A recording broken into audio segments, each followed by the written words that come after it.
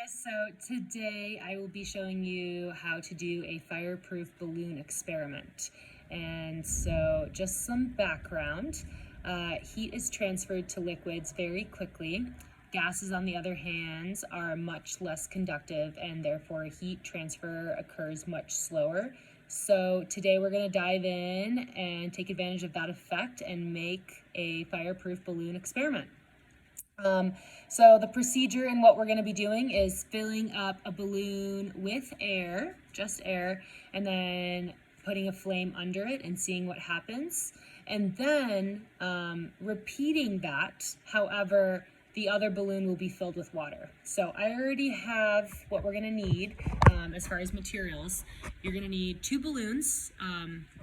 So I've got one already pre-set up with the water in it. All right, so that's the water one.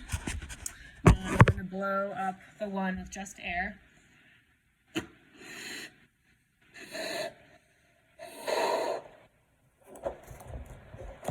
Just plain air, no water in this one. So I'm gonna start it up.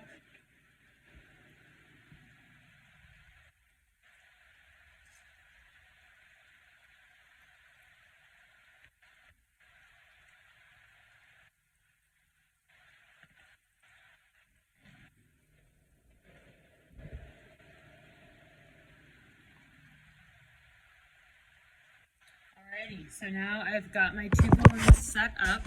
I've got one just with air, and then I've got one with some water. Alright, second thing you're gonna need is any form of flame. And then last but not least, the water to be able to fill one of the balloons. So I already kind of got started with pre-filling my balloons. And so now what I'm going to do is see what happens as I put the flame under the balloon with just air in it.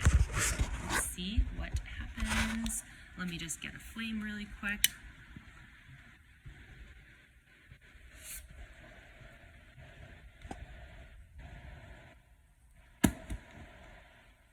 Alrighty, so that deflated pretty quick. So now let's see what happens with me putting a match under the balloon that has water with it.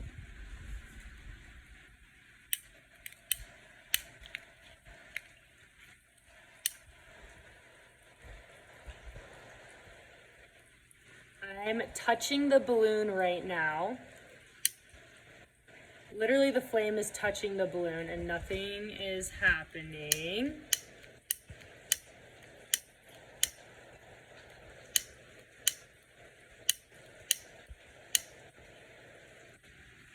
Yeah, so as we can see, it's not popping with where my flame is.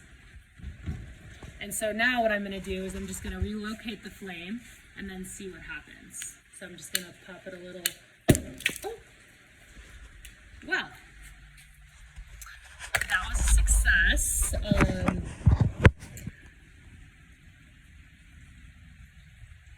So what we saw in the first balloon that just had air, it popped immediately.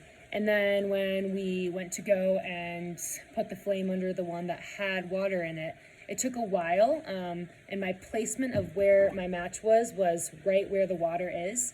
And so that took a while, but as soon as I changed my position of the match in touching the balloon where the water wasn't, we then saw that it popped quite immediately. So we may ask, why wasn't it popping when I had the match on the bottom? And so this is all due to when heat hits the balloon with water, the water then is going to absorb all the heat and protect the balloon. And so the balloon without water is then going to burst because air isn't going to absorb the heat as well as the water, as we saw.